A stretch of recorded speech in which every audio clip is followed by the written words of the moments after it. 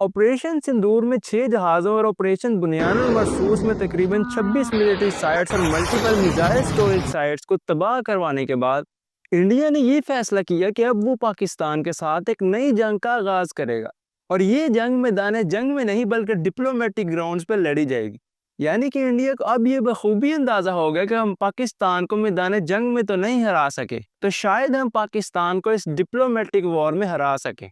इसी सिलसिले में इंडिया ने अपनी पार्लियामेंट में मौजूद तमाम पार्टीज के मेंबर्स को मिला के 7 डेलीगेशंस बनाए और ये डेलीगेशंस दुनिया के मुख्तलिफ कोनों में भेजे गए ताकि ये दुनिया को रिसेंटली हुई पाकिस्तान इंडिया वॉर में अपना नैरेटिव पेश कर सके।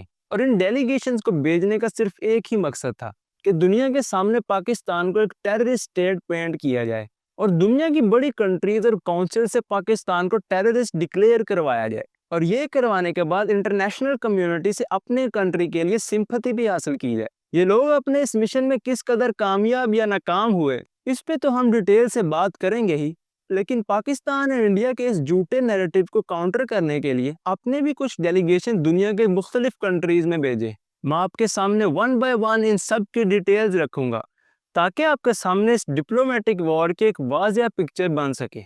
पाकिस्तान के डेलीगेशन ने पाकिस्तान के प्राइम मिनिस्टर शहबाज शरीफ की क़यादत में सबसे पहले टर्की का विजिट किया। आपको बताता चलूँगा टर्की वही कंट्री है कि जिसने इस रिसेंट वॉर में चाइना के बाद सबसे ज़्यादा पाकिस्तान का साथ दिया था। इसने ना सिर्फ ड्रोन्स और वॉरशिप्स बल्कि पाकिस्तान के लिए हर किस्म की मदद का ऐलान किया था। पाकिस्तान और टर्की के दरमियान पहले ही हिस्टोरिक और रिलीजियस कनेक्शंस हैं और इस रिसेंट वॉर में टर्की ने जब पाकिस्तान के लिए स्टैंड लिया तो इसने इन कनेक्शंस को मज़ीद बेहतर किया है।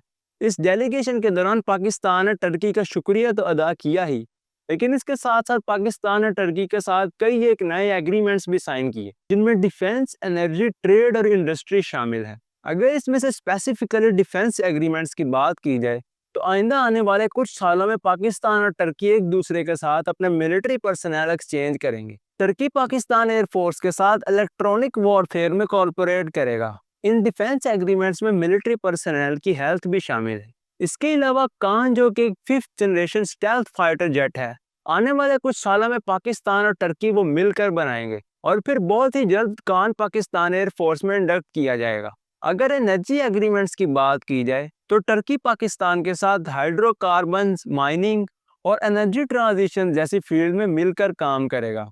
इसके अलावा टर्की पाकिस्तान के साथ ट्रेड, डिजिटलाइजेशन और इंडस्ट्रियल प्रॉपर्टी जैसी फील्ड्स में भी मिलकर काम करेगा।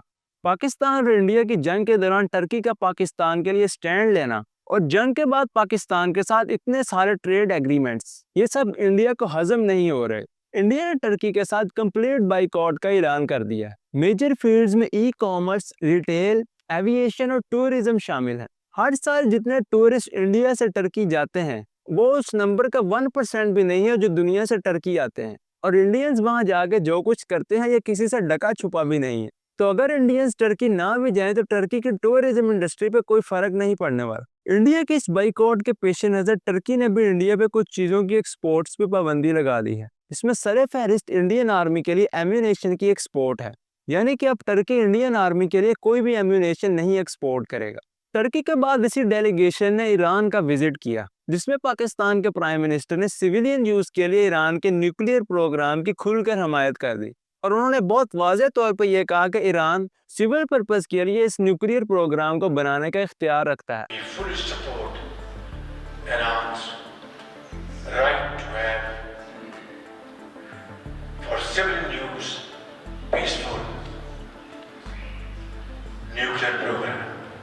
ईरान के साथ भी सिक्योरिटी, रीजनल स्टेबिलिटी, ट्रेड और टेक्नोलॉजी कॉरपोरेशन जैसी फील्ड्स में एग्रीमेंट्स हुए। इसके बाद पाकिस्तान के प्राइम मिनिस्टर ईरानी सुप्रीम लीडर आयतुल्लाह खामनेई से भी मिले और इस मीटिंग के दौरान इकोनॉमिक और कल्चरल टाइज पे तो बात हुई ही, लेकिन इन दोनों के मीटिंग का मेन टॉपिक इजराइल था। इस मीटिंग में यह डिसाइड किया गया कि इसराइल पर प्रेशर डालने के लिए ईरान कौन से मैय्यज इख्तियार कर सकता है और ये भी कि पाकिस्तान और ईरान ऐसे स्टेप्स लें कि जिसका मैक्सिमम इम्पैक्ट इसराइल को फेस करना पड़े। ईरान के बाद इस डेलीगेशन ने आज़रबाईजान का विजिट किया जिसमें पाकिस्तान उस ट्राइलेटरल समिट का हिस्सा बना कि जिसमें टर्की, आज़रबाईजान और पाकिस्तान शामिल हैं। इस ट्राइलेटरल समिट की जियोपॉलिटिकल सिग्निफिकेंस बहुत ज़्यादा है क्योंकि ये तीनों कंट्रीज ऐसे हैं कि जिनकी कंबाइंड इकोनॉमी 1.5 बिलियन डॉलर से ज्यादा है और पॉपुलेशन 350 मिलियन है। इस इकोनॉमी और इस पॉपुलेशन के नंबर के साथ इन तीनों कंट्रीज में अपॉर्चुनिटीज का पोटेंशियल बहुत ज्यादा है। ट्रांसपोर्ट, एनर्जी और आईटी, ये तीनों ऐसे सेक्टर हैं जहां इन तीनों कंट्रीज में मिलकर काम किया जा सकता है। पाकिस्तान के इस डेलीगेशन ने आज़रबाईजान के साथ भी बहुत सी ट्रेड डील्स की, जिसमें सबसे पहले आते हैं इकोनॉमिक एंड इन्वेस्टमेंट एग्रीमेंट्स, जिसके अकॉर्डिंग आज़रबाईजान पाकिस्तान में 2 बिलियन डॉलर्स की इन्वेस्टमेंट करेगा और आज़रबाईजान ने ऑलरेडी टर्की में 20 बिलियन डॉलर की इन्वेस्टमेंट कर दी है। डिफेंस एग्रीमेंट्स की बात की जाए तो आज़रबाईजान पाकिस्तान से JF-17 थंडर ब्लॉक 3 जेट्स लेगा। इसका नंबर पहले 16 था, लेकिन अब इसे बढ़ा के 40 कर दिया गया है और इसकी टोटल कॉस्ट 4.2 बिलियन डॉलर्स है। इस ट्राइलेटरल समिट के साथ ही एशिया में एक नया ब्लॉक बनता हुआ नजर आ रहा है, एक ऐसा ब्लॉक जिसके पास मिलिट्री माइट भी है और इकोनॉमिक पोटेंशियल भी। आज़रबाईजान के बाद इस डेलीगेशन ने ताजिकिस्तान का दौरा किया और ताजिकिस्तान ने भी पाकिस्तान के साथ मुख्तलिफ किस्म के MOU साइन किए। एजुकेशन और क्रिकेट शामिल हैं। पाकिस्तान के अंदर क्रिकेट का एक वेल नोन इंफ्रास्ट्रक्चर मौजूद है और ताजिकिस्तान की गवर्नमेंट ये चाहती है कि पाकिस्तान क्रिकेट बोर्ड ताजिकिस्तान के बोर्ड के साथ कोलैबोरेट करे ताकि उनके कंट्री में भी क्रिकेट को फरोग हासिल हो। पाकिस्तान के प्राइम मिनिस्टर ने ताजिकिस्तान को पाकिस्तान की पोर्ट्स पे ट्रेड ट्रांजिट्स भी ऑफर किए हैं। ट्रेड ट्रांजिट्स का मतलब ये होता है कि जब समुद्र में मौजूद शिप्स को बहुत लंबा सफर तय करना होता है तो वो रास्ते में मौजूद सी पोर्ट्स पर रुककर रीफ्यूलिंग करती हैं। इसके अलावा प्राइम मिनिस्टर ने ताजिकिस्तान को पाकिस्तान के एनर्जी, माइनिंग, एग्रीकल्चर और IT जैसे सेक्टर्स के पोटेंशियल के बारे में बताया और उन्हें कन्विंस करने की कोशिश की कि पाकिस्तान के इन सेक्टर्स में इन्वेस्टमेंट्स कैसे दोनों कंट्रीज को फायदा पहुंचा सकती हैं। इसके अलावा पाकिस्तान का एक और डेलीगेशन जिसे बिलावल भुट्टो लीड कर रहे थे, उन्होंने वाशिंगटन DC, लंदन, पेरिस और यूनाइटेड नेशंस का विजिट किया और इस डेलीगेशन का मकसद दुनिया को ये दिखाना था कि पाकिस्तान एक पीस लविंग कंट्री है, कैसे इंडिया ह्यूमन राइट्स और इंटरनेशनल लॉज की वायलेशन कर रहा है, पहलगाम में इंसिडेंट के बाद कैसे पाकिस्तान ने इम्पार्शियल इन्वेस्टिगेशन की ऑफर की और एक इंटरनेशनल लीगल अप्रोच अपनाई, और अगर इंडिया इंडस बॉर्डर जैसी इंटरनेशनल ट्रीटीज को वायलेट करेगा तो फिर कैसे पाकिस्तान इंटरनेशनल कोर्ट्स में अपना केस लेके जाएगा। बिलावल के इस डेलीगेशन से पाकिस्तान को ये फायदा हुआ कि पाकिस्तान के इस नैरेटिव को इंटरनेशनल एक्सेप्टेंस मिली। दुनिया के सामने पाकिस्तान ने इंडिया के तमाम झूठों को एक्सपोज कर दिया। अपने नेबरिंग कंट्रीज के विजिट से पाकिस्तान ने रीजनल सिक्योरिटी में अपना किरदार अदा किया और यूनाइटेड नेशंस में पाकिस्तान ने इंडिया के इस अग्रेशन और ट्रीटीज की वायलेशन को एक्सपोज किया। इसके बाद पाकिस्तान को यूनाइटेड नेशन सिक्योरिटी काउंसिल का प्रेसिडेंट बना दिया गया। इसके अलावा पाकिस्तान को यूनाइटेड नेशन की काउंटर टेररिज्म काउंसिल का भी वाइस प्रेसिडेंट बना दिया गया। अब पाकिस्तान ISIS और अल-कायदा सैंक्शन कमेटी का भी हिस्सा है और पाकिस्तान इस पूरे रीजन के टेररिज्म को कंट्रोल करने के लिए अब अपनी एफर्ट्स पुट करेगा। UN की सिक्योरिटी काउंसिल का हेड होने की वजह से अब पाकिस्तान ही यूनाइटेड नेशन में होने वाली डिबेट्स, मीटिंग्स का एजेंडा और प्रेस रिलीज जारी करेगा। इसके अलावा पाकिस्तान नॉन UN बॉडीज और मीडिया के सामने यूनाइटेड नेशंस को रिप्रेजेंट करेगा। अब बात इंडिया की उन 7 डेलीगेशंस की करते हैं जिनका वीडियो के शुरू में जिक्र किया गया। तो इंडिया ने दुनिया के डिफरेंट कंट्रीज में अपने 7 डेलीगेशंस भेजे और उनका मकसद ये था कि पाकिस्तान को किसी तरह टेररिज्म के साथ जोड़ा जाए और इंटरनेशनल कम्युनिटी से पाकिस्तान को टेररिस्ट डिक्लेयर करवाया जाए। लेकिन उसी इंटरनेशनल कम्युनिटी ने पाकिस्तान को यूनाइटेड नेशन सिक्योरिटी काउंसिल का प्रेसिडेंट बना दिया, जो कि दुनिया में काउंटर टेररिज्म के अगेंस्ट हाईएस्ट बॉडी है। इससे इंडिया को ये समझ तो आ गई कि उनकी कहानियां और झूठ सिर्फ उन्हीं के लोग मान सकते हैं, इंटरनेशनल कम्युनिटी नहीं। जैसे कि इंडिया को ये कंफर्म करने के लिए कि पाकिस्तान एयरफोर्स ने उनके 6 जेट्स गिराए हैं, पूरा 1 महीना लगा। इंडिया के एक MP ने भी ये कंफर्म किया कि हमारे 5 जहाज गिरे हैं। बोली कि हमारे जहाज गिरे हैं, कितने गिरे हैं बताइए। 5 पाकिस्तान ने अपने जहाज को बेचकर गिराया था हमारा। इंडिया के ये 7 डेलीगेशन इस कदर इनकम्पिटेंट थे कि दुनिया के बड़े कंट्री जो कि इंडिया के अलाइज थे, यहाँ तक के ट्रेड पार्टनर्स थे, उन्होंने इंडिया को बैक किए बगैर ये कहा कि दोनों पार्टीज को डी एस्केलेशन करनी चाहिए और उन्होंने इस वॉर के दौरान पाकिस्तान या इंडिया किसी को भी कंडेम नहीं किया और किसी ने भी इंडिया के इस नैरेटिव को एक्सेप्ट नहीं किया।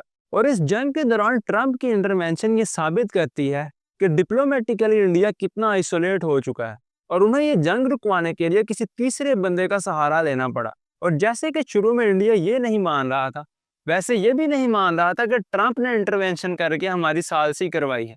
लेकिन कुछ ऐसे सवालात हैं जो कि मोदी सरकार को आज भी नहीं सोने देते। जैसे कि जेडी वैंस ने ये कहा था, it's none of our business. और फिर पाकिस्तान ने जब रिटेलिएट किया तो फिर ट्रंप सीज फायर करवाने के लिए दौड़े चले आए। पहलगाम इंसिडेंट के बाद जब पाकिस्तान ने इम्पार्शियल इन्वेस्टिगेशन की ऑफर की तो फिर इंडिया वहां से क्यों भागा? और ये भी कि इंडिया ने पहले पाकिस्तान के सिविलियंस को अटैक किया और फिर जब पाकिस्तान ने रिटेलिएट किया तो फिर क्यों इंडिया इंटरनेशनल सपोर्ट के लिए भागा? पहले इंडिया ने इंडस वाटर ट्रीटी को कैंसिल किया और फिर अपने ही अपोनेंट को टेररिस्ट डिक्लेयर करवाने के लिए निकल पड़ा। अपने मीडिया में पहले पाकिस्तान के शहरों को फतह करने का जश्न मनाया और फिर जंग में होने वाले नुकसानात को अपने ही लोगों से क्यों छुपाया? पहले लोगों के सामने ये नैरेटिव रखा कि उनके अकॉर्डिंग उन्होंने पाकिस्तान के टेररिस्ट कैंप्स पे हमला किया है और फिर अगले ही दिन पाकिस्तान के मिलिट्री बेसिस पे हमला कर दिया। और फिर जब पाकिस्तान ने उनके मिलिट्री बेसिस को उड़ाया तो फिर सुलह के लिए किसी तीसरे बंदे को ढूंढने के लिए क्यों भागा? और फिर जब तीसरे बंदे ने सुलह करवा दी तो फिर लोगों के सामने ये बयानिया रखा कि नहीं, सुलह उस तीसरे बंदे ने बिल्कुल नहीं करवाई। इंडिया को ये समझ जाना चाहिए कि ये 18th सेंचुरी नहीं है बल्कि ये 21st सेंचुरी है। यहाँ लोग आपके हर क्लेम का प्रूफ मांगते हैं। आपकी अपने लोग और आपकी अपनी अपोजिशन ही आपकी बातों पे यकीन नहीं करती तो इंटरनेशनल कम्युनिटी क्या खाक करेगी? उधर से ट्रंप ने एक इशारा किया, फोन उठाया, कहा मोदी जी क्या कर रहे हो? नरेंद्र सरेंडर, और जी हजूर करके नरेंद्र मोदी जी ने ट्रंप के इशारे का पालन किया। इसलिए अगली दफा जब कोई नैरेटिव बनाने के सोचें तो अपने पास कुछ प्रूफ्स भी रखें। वैसे आप पाकिस्तान के इस डिप्लोमेटिक वेन पे क्या कहेंगे? कमेंट्स में जरूर बताइएगा। Thank you very much.